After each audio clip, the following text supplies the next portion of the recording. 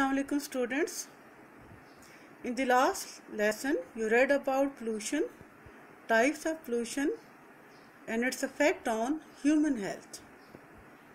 Today we shall talk about measures to reduce pollution. Following steps can be taken to reduce pollution. Number 1.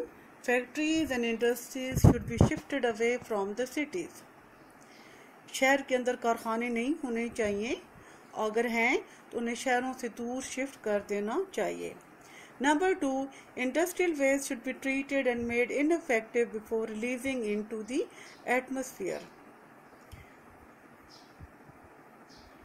Number 3. Industrial waste and sewage should not be added into the fresh water of rivers or other water bodies. जो सनतों से आने वाला, कारखानों से आने वाला जो मवाद है और जो गलाजत है, it shouldn't be added into the fresh water of river and other water bodies. जितने भी पानी के ज़राए हैं, दरिया हैं और दूसरे सोर्सेज हैं, उन्हें पानी में ऐड नहीं करना चाहिए. Domestic rubbish and other solid waste should not be thrown into the streets or open places. जो घरों से कूड़ा क्रिकेट है वो चाहिए गलियों में नहीं फेंकना चाहिए. They must be disposed of properly और उन्हें प्रॉपर तरीके से उन्हें नाकारा बनाना चाहिए. Measures should be taken to. इसके अलावा भी हमें मज़ीद इक़दामात की ज़रूरत है. Number 1 is reduce the number of vehicles on road. सड़कों के ऊपर गाड़ियों की तादाद में कमी लानी चाहिए. Recycle the plastic waste like cans, bottles and shopping bags. Cans हैं, बोतलें हैं, शॉपिंग बैग्स हैं, उनको अगर रिसाइकल कर दिया जाए तो फिर ये भी जो है आलूदगी की कमी में एक रोल प्ले कर सकता है. Reduce cutting of trees and forests as they absorb carbon dioxide and other air pollutants and reduce air pollution. दरख्तों की जो है उन्हें काटना नहीं चाहिए क्योंकि जो फॉरेस्ट दरख्त हैं they are very important for life because these absorb carbon dioxide. वो फिजा में से कार्बन डाइऑक्साइड को जज़ब करते हैं और उसके साथ साथ they absorb other air pollutants जो कि जहरीले मवाद हैं उनको भी वो जज़ब करते हैं. एंड रिड्यूस एयर पोल्यूशन, इस तरह से वो हवाई आलूदगी को कम करने में एक अहम रोल अदा करते हैं. इसलिए उन्हें जो है उनके दरख्तों के काटने की ममानियत होनी चाहिए. Next is chlorofluorocarbons. क्लोरोफ्लोरोकार्बन जो है ये एयर कंडीशनर्स में, रेफ्रिजरेटर्स में, फ्रीजर्स में इस्तेमाल किया जाता है. And if accidentally released in the air will damage the protective ozone layer beyond the atmosphere of the earth.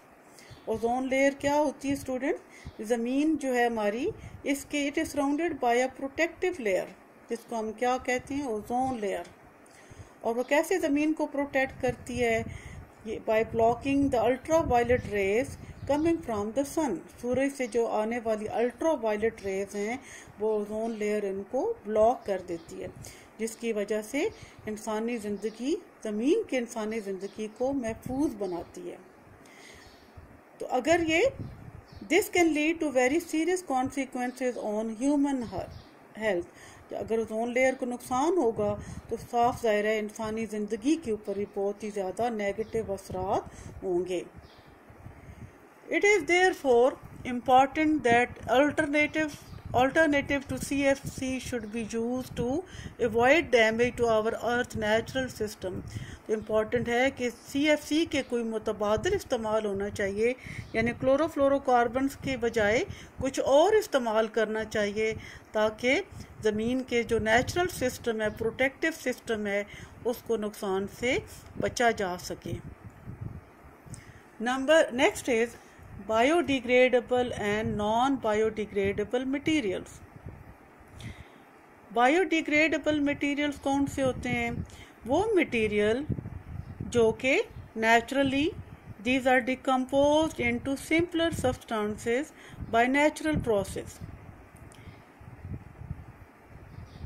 वो material जो छोटे छोटे मॉलिक्यूल्स में, छोटे छोटे सब्सटेंसेस में डिकम्पोज होते हैं. These are mixed in the soil वो ज़मीन के अंदर शामिल होते हैं and then reuse by plants and animals, तो वो मटेरियल जो डिकम्पोज होकर सिंपल सब्सटेंसेस में तब्दील होते हैं और इस तरह से फिर वो प्लांट्स और एनिमल्स उन्हें दोबारा यूज़ करते हैं, these substances are called as biodegradable material. These are biodegradable material.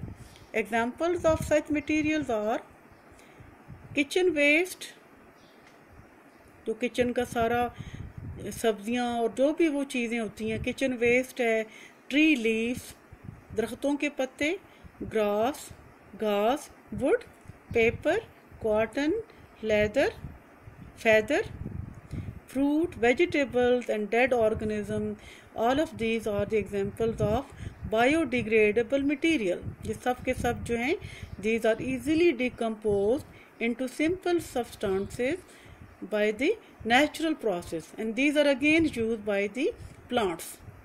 ज़मीन के अंदर जब ये शामिल होते हैं these are absorbed by the plants, these are reused. So these are the biodegradable materials. These are the biodegradable materials. Another type of material is the non-biodegradable materials. These are not decomposed into simple substances by natural process. जो non-biodegradable हैं वो decompose नहीं होते हैं, these remain as such. Examples are glass, ceramics, heavy metals, detergents, toxic chemicals, styrofoam, plastic bags, another plastic thing, etc. तो ये कौन से हैं जो डिकम्पोज नहीं होते हैं, they are non biodegradable, and जो डिकम्पोज होते हैं दे आर बायोडिग्रेडेबल. अब हम पढ़ेंगे the impact of non biodegradable material on the environment. वो मटीरियल जो डिकम्पोज नहीं होते हैं सिंपलर सब्सटेंसेस में, तो उनका क्या इम्पैक्ट है. Non biodegradable waste never decompose and remain as pollutant, और वो हमेशा जो है वो डिकम्पोज नहीं होते हैं और वो एक पोल्यूटेंट का काम ही करते हैं.